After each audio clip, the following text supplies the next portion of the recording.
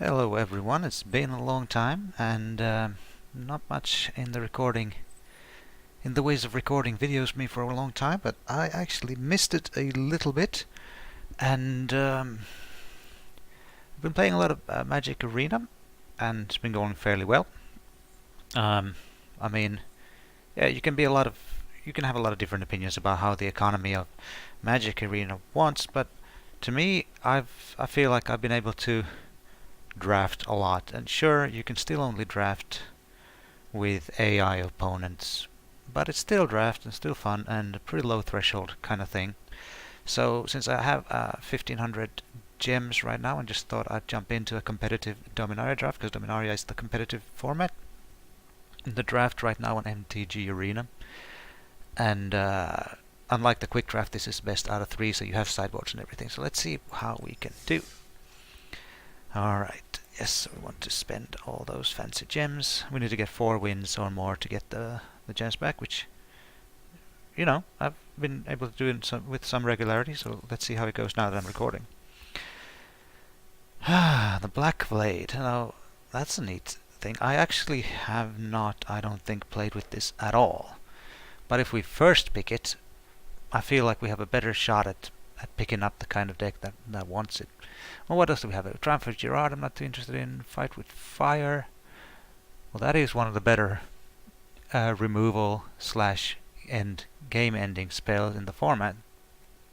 I'm actually kind of favoring it over the Blackblade, which if you don't have a legendary creature out, it's just is not going to be very good a lot of the times. Although a lot of times you will get up to 7 mana. Oh, by the way, one thing that's really fun about recording MTG Arena Drafts is that there is absolutely no hurry with the picks. It's kind of like a Hearthstone draft in the sense that you can take your time. I think you can even exit the client and it'll just save where you are in the recorder, and that's the benefit of doing this AI draft thing. But they are going to implement drafting against human opponents as well, pod drafting. So, but later. So here I'm gonna just pick, I think, the better card. Pick up Fight with Fire, see where we end up with that. So that's a useless rare. Perfect Trickster. That could be. I could do the blue-red thing. Oh, Tetsuko would have been fun. Although it's anti-synergy with the blade, it's still a cheap guy who will carry the blade just as well as any other creature. It's a good card. Probably even better. I mean, I like the Academy Journey Mage, and we have 2 wizards here. We have a lot of cards that could sort of go in the wizards thing. This is a decent black card, of course, but I actually haven't played with Tetsuko so much, but I think that I think this is going to be a fine pick.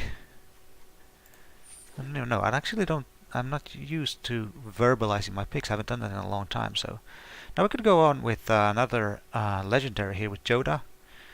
We already have 2 cards. This would really kind of stretch our mana base. I would have to really hope we get some of those skittering surveyors and things. Another legendary, and I feel like we're really being hooked up with legendaries here, is now Rona, which would put us into another color. But I mean, it's not at all impossible, and Fight with Fire is a very splashable card. Like I'd be fine with just playing no other red card except that. So, except for being a 4/3 flyer and a wizard, notably, I don't think Joda is worth the sort of thing you have to do to your mana base. And well, this is always a decent pick. Especially if you have Tetsuko and you go with some kind of small, you get a bunch of tokens or something. Pick up a Jousting Lance and you have a 3/1 unblockable thing if you have Tetsuko on the field. I mean, obviously, again, anti-synergy with Tetsuko. I mean, no, I know. I'm stating the obvious here and sort of not used to maybe recording yet. We could just take a big fat guy to put an aura on and go to town. The Rona is really, really good. And I want to see where this legendary theme takes me, because if I open one of the legendary sorceries, that's a thing, right? I don't know. Let's see. Is this a... That's not a legendary sorcery. Nope. although blocks well.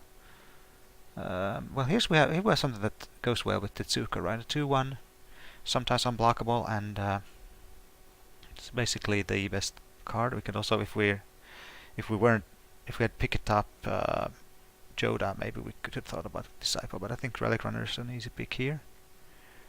In an aggro deck, I like this, but let's go with Relic Runner.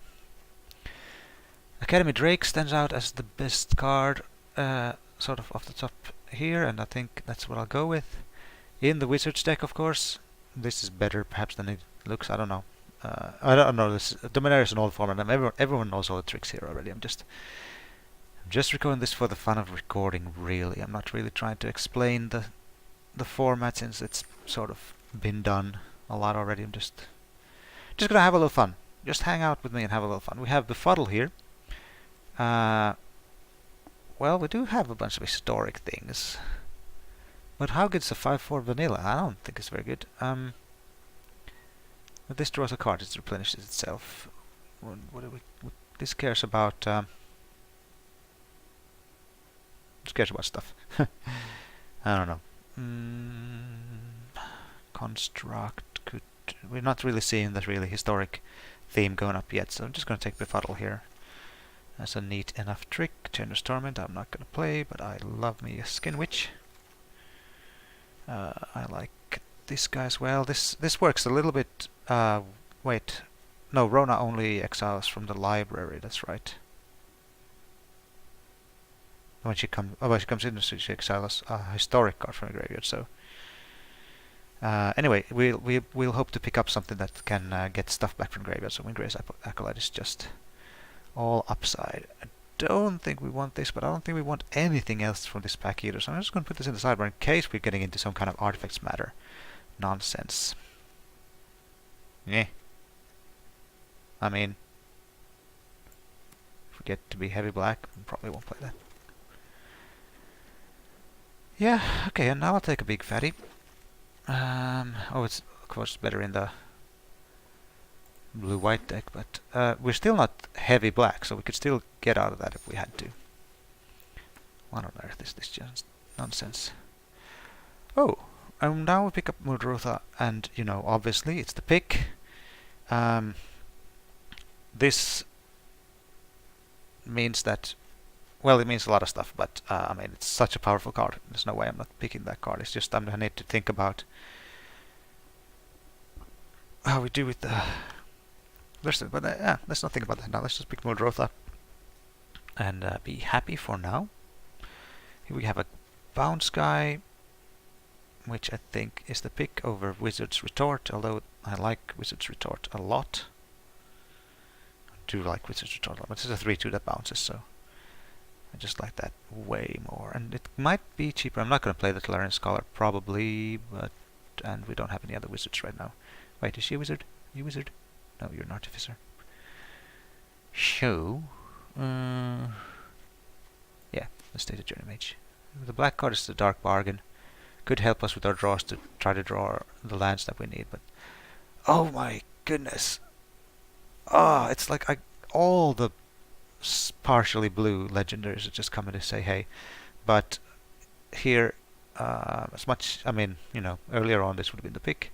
But now I'm just going to be happy to pick up this Vicious Offering.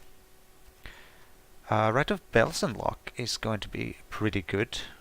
I mean, sure, the 6/6 is easily bounceable, but just like having a bunch of fodder clog up the battlefield is not a bad thing. And if I can get this out and cast it again, what's better than that? And this could go on my fatty.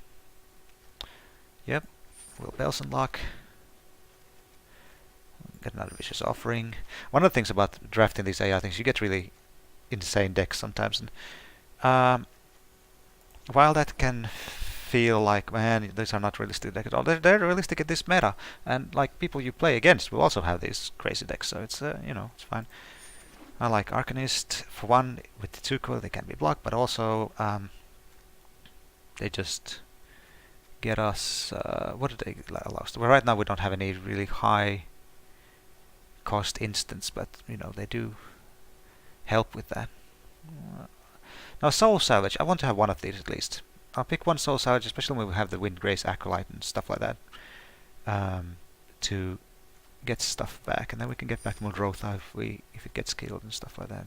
It's a fairly obvious pick, but still, it's a good one. Although there were other good cards too, I wouldn't mind opts and stuff like that.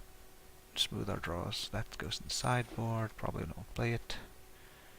Rescue. Actually, I'm gonna just take that because why not? And a random big guy probably won't play it.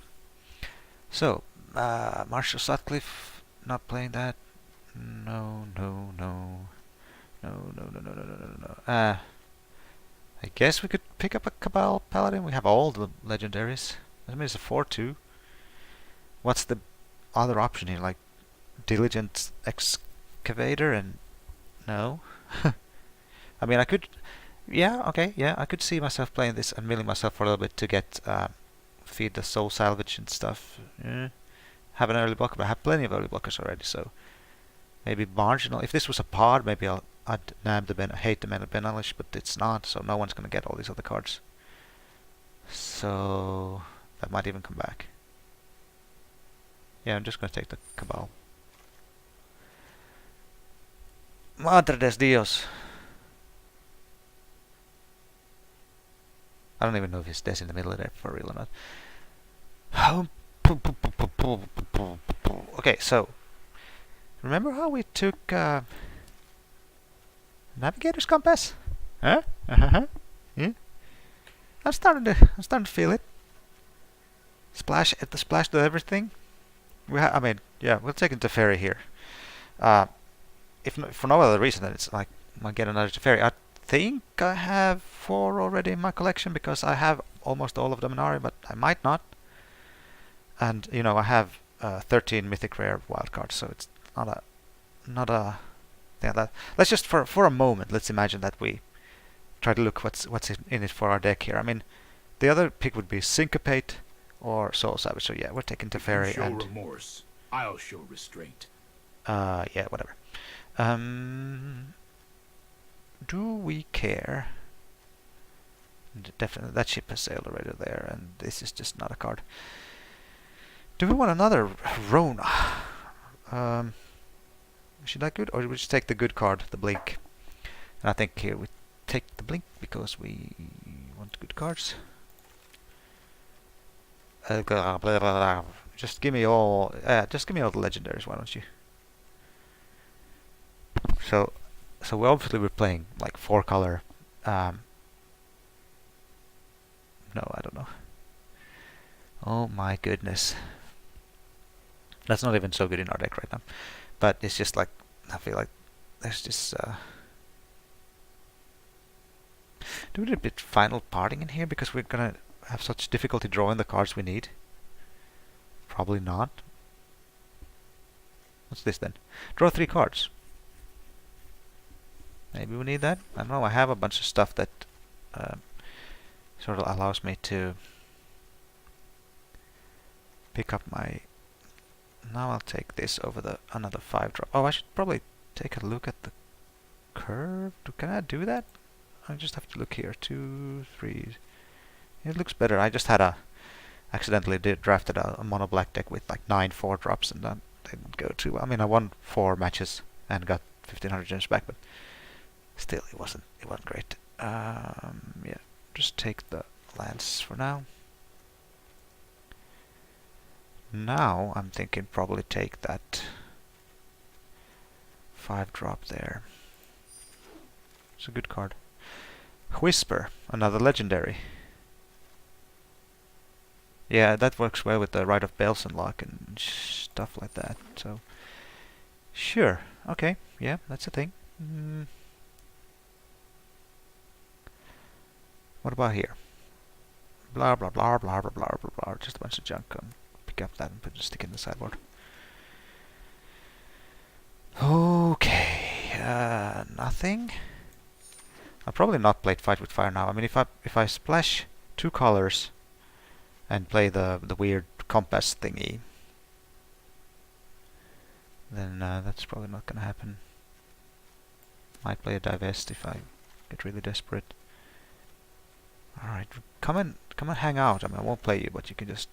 Maybe I could play a really crazy 5-color just for laughs deck to lose horribly. But this has been the most kind of crazy draft I've seen. Alright, let's build a deck. Finish the video by building the deck and seeing what's what. So, let